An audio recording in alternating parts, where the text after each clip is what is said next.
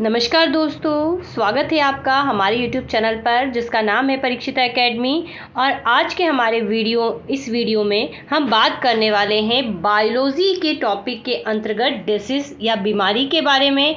यहाँ पर हम जानेंगे विभिन्न जो वाहक होते हैं जैसे कि बैक्टीरिया, वायरस, प्रोटोजोआ, फंजाई, इनसे जो डिसीज होती है वो कौन कौन सी होती है उसके बारे में।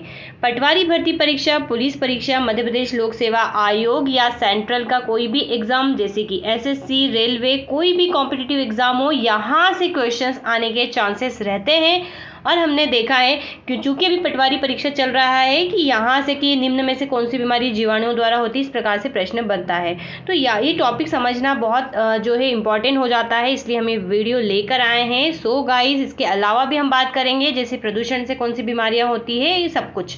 तो अगर आप हमारे इस यूट्यूब चैनल पर नए हैं तो सबसे पहले हमारे चैनल को सब्सक्राइब कर लीजिए, वीडियो को लाइक शेयर ज़रूर करें। तो चलिए वीडियो में आगे बढ़ते हैं और बात करते हैं आज के मुख्य टॉपिक के बारे में। तो सबसे पहले हम यहाँ पर देखते हैं बैक्टीरिया या जीवाणु जनित रोग के बारे में। तो बैक्टीरिया बहुत माइक्रो ऑर्गेनिज्म होते हैं जिसे हम जनरली नेक्ड आई से नहीं देख सकते हैं। ये अलग अलग प्रकार के हो सकते हैं, इनके जो शेप, आकार, फंक्शंस होते हैं अलग अलग होते हैं और जिसके कारण कुछ बीमारियां भी होती हैं। जिनमें से कॉमन सी बीमारियां हैं और याद रखिए बीमारियों के अगर आपको जो रोगजनक पैथोजेंस याद नहीं हो रहे हैं तो भी कोई बात नहीं, लेकिन एक्चुअल में आपको इसके नेम याद होना ही चाहिए कि बैक्टीरिया से कौन कौन सी बीमारी होती है। जैसे कि हम बात करें तो टाइफाइड होता है, निमोनिया, प्लेग, हैजा जिसको कॉलेरा भी कहते हैं, तपेदिक या क्षय रोग, लेप्रोसी या कुष्ठ रोग, टिटेनस, काली खांसी, डिप्थेरिया, सिफिलिस, गोनोरिया और ट्रेकोमा। मुख्य रूप से ये बीमारी हमको याद रखनी है जो कि जो है एनिमल्स यानी कि मानव में होती है। ठीक है, बैक्टीरिया प्लांट्स में भी डिसीज करते हैं, जानवरों में भी करते हैं, लेकिन हम यहाँ पर मानव जनित रोग पढ़ रहे हैं। चलिए तो बात करते हैं टाइफाइड के बारे में। तो टाइफाइड इसको मोतीझरा भी कहते हैं और ये जो होता है साल्मोनेला टाइफी जो होता है रोग पैथोजेंस के कारण होता है यानी कि रोगजनक के कारण होता है। इसके कई रीजंस हो सकते हैं। हम इसका जो है सिम्टम्स डिस्कस नहीं कर रहे हैं, आई थिंक ये आप लोगों का सर्च का टॉपिक है, नहीं तो वीडियो अननेसेसरी बहुत लंबा हो जाएगा। चलिए निमोनिया की बात करें तो यहाँ पर पी साइलेंट होता है और निमोनिया लिखा रहता है। तो ये होता है स्ट्रेप्टोकोकस न्यूमोनी व हीमोफाइलस इन्फ्लुएंजी के द्वारा। ठीक है, हीमोफाइलस इन्फ्लुएंजी के द्वारा होता है। प्लेग की बात करें तो प्लेग को हम जो है काली मृत्यु भी कहा जाता है और ये होता है जिनोप्सिला केओप्सिस के द्वारा। यह चूहों के पिस्सुओं के माध्यम से फैलता है प्लेग। ठीक है, सभी इसको हमको पता है, सुना होगा कि चूहे के इस काटने से प्लेग होता है। इसमें तेज बुखार आता है और जो है जकड़न वगैरह होती है। उपचार के लिए सल्फा ड्रग्स का उपयोग किया जाता है। हैजा की बात करें कॉलेरा की तो ये होता है वाइब्रो कॉलेरी के द्वारा। इसका दोनों नाम आपको याद रखना है, इंग्लिश में इसको कॉलेरा बोलते हैं और हैजा बोलते हैं। ठीक है, मक्खियों द्वारा फैलता है, वाइब्रियो कॉलेरी।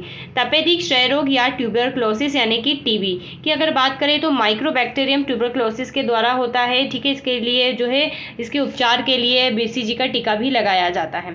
लेप्रोसी यानी कि कुष्ठ रोग या फिर इसको एक और नाम से जाना जाता है हैंसन डिसीज। तो ये होता है माइक्रोबैक्टीरियम लेप्री के द्वारा। इसमें जो स्किन होती है उसकी त्वचा का रंग जो होता है अलग होता है, डिफरेंट होता है नॉर्मल स्किन के कंपेयर में। अब हम बात करते हैं टिटेनस के बारे में। तो जो टिटेनस है वो होता है बैसिलस टिटेनी के द्वारा घाव से होकर मानव शरीर में प्रवेश करता है और इसके लिए जो है इसके ट्रीटमेंट के लिए एटीएस के टीके लगाए जाते हैं। बच्चों में टीटी का टीका लगाया जाता है। काली खांसी यानी कि वूफिंग कॉफ की अगर हम बात करें, वूफिंग कॉफ तो ये होता है बॉट्यूला पर्ट्यूसिस के द्वारा, वायु द्वारा फैलता है और डीपीटी का इसमें जो है टीका लगता है। डिप्थीरिया की हम बात करें तो कॉरी बैक्टीरियम डिप्थीरियाई के द्वारा होता है, जल व वायु द्वारा संचार होता है और डीपीटी का टीका इसमें लगता है। सिफिलिस की हम बात करें तो ट्रिपोनिमा पैलिडियम के द्वारा होता है, संक्रामक व्यक्ति। ठीक है, तो ये डिसीज होता है। गोनोरिया की बात करें तो ये होता है नाइसेरिया गोनोरिया द्वारा। ठीक है, ये होता है और ये जो होता है यौन संबंधी डिसीज होती है दोनों। ट्रैकोमा की बात करें तो ये आंखों को प्रभावित करता है। बैक्टीरियल क्लीमेडिया ट्रैकोमेटिस के रोग वाहक के द्वारा फैलता है और विषाणुरोधी एंटीबायोटिक्स व सोडियम टेट्रासाइक्लिन ड्रॉप्स इसमें दी जाती है। तो यहाँ पर इतनी बातें याद रखना है।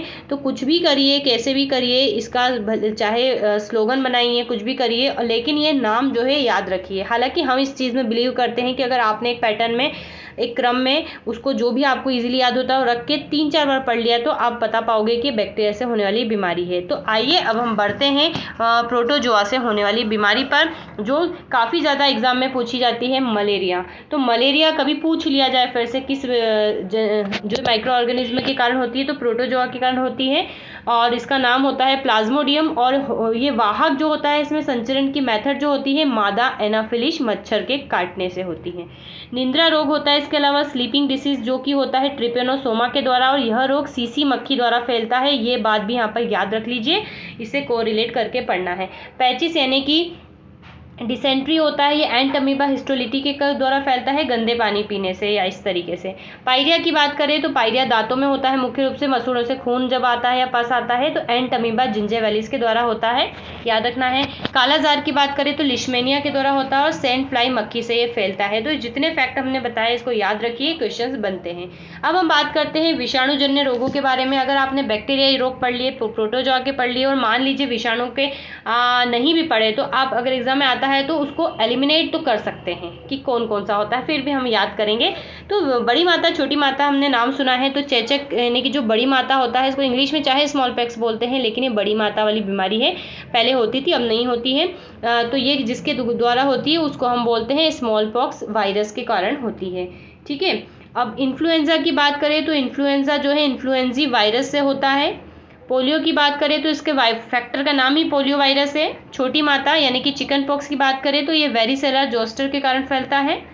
रेबीज की बात करें तो हमें पता है कुत्ते वगैरह के काटने से होता है, तो ये जिसके कारण होता है उसका नाम है लाइसा वायरस टाइप 1।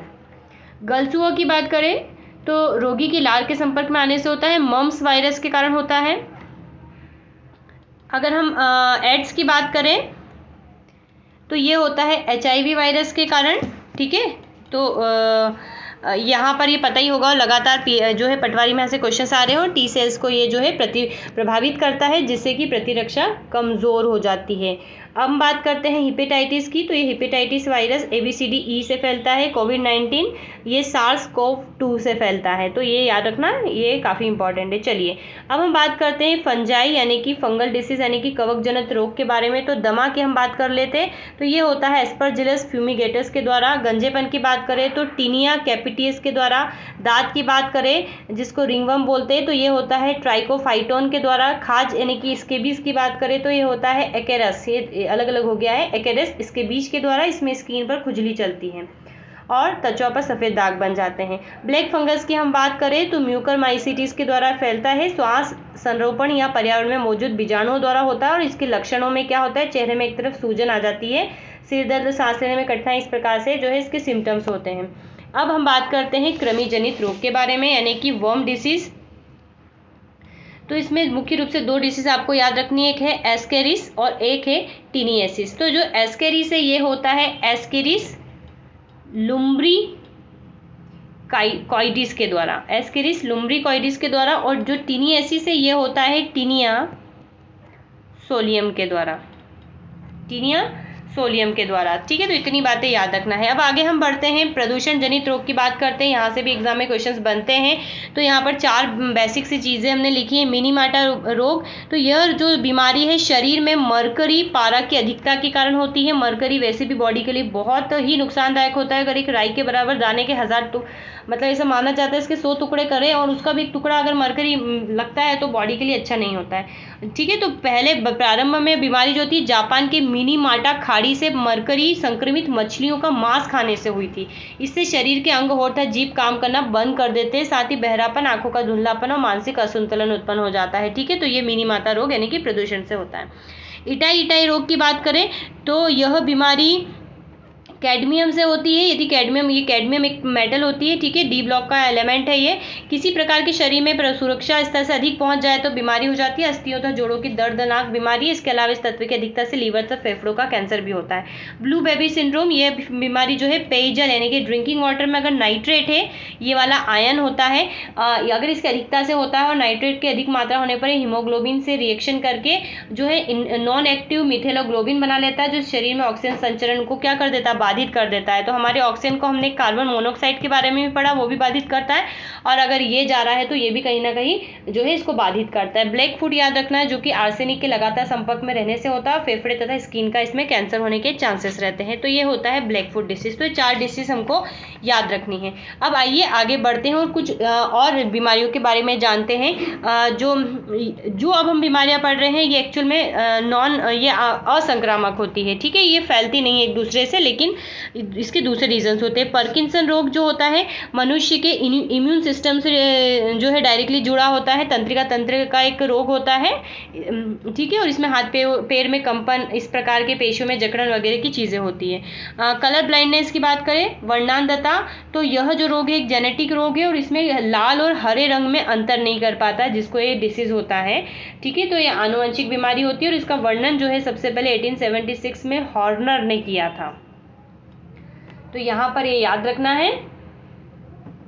और ये जो वर्णांधता ऐसा माना जाता है मुख्य रूप से जो मेल होते हैं उनको इफेक्ट करता है, स्त्रियों में दोनों XX होते हैं, तो जो जनरली इसको प्रभावित नहीं करता, लेकिन ये वाहक होती है, ठीक है। वर्णांधता के बारे में जब बायो में अच्छे से पढ़ेंगे तो इसके बारे में डीप में पढ़ने की जरूरत है।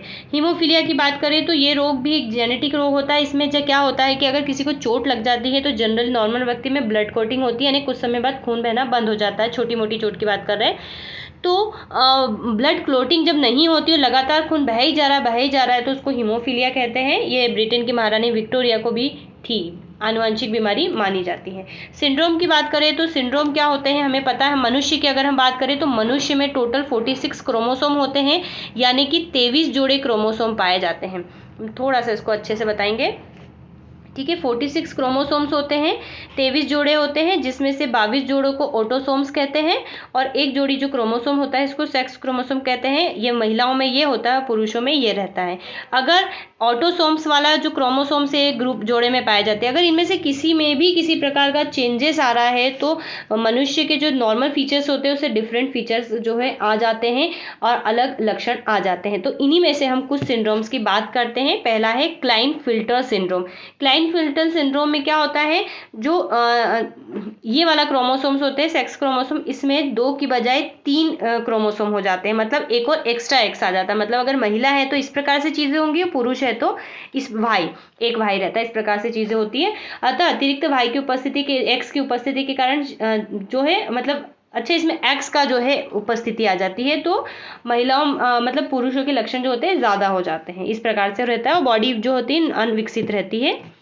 टर्नर सिंड्रोम की बात करें तो जो टर्नर सिंड्रोम है इसमें क्या होता है, क्रोमोसोम 45 रहता है, ठीक है, 46 नहीं होते, 45 होते हैं। तो इससे भी जो है काफी हद तक स्त्रियों जैसे गुण आ जाते हैं।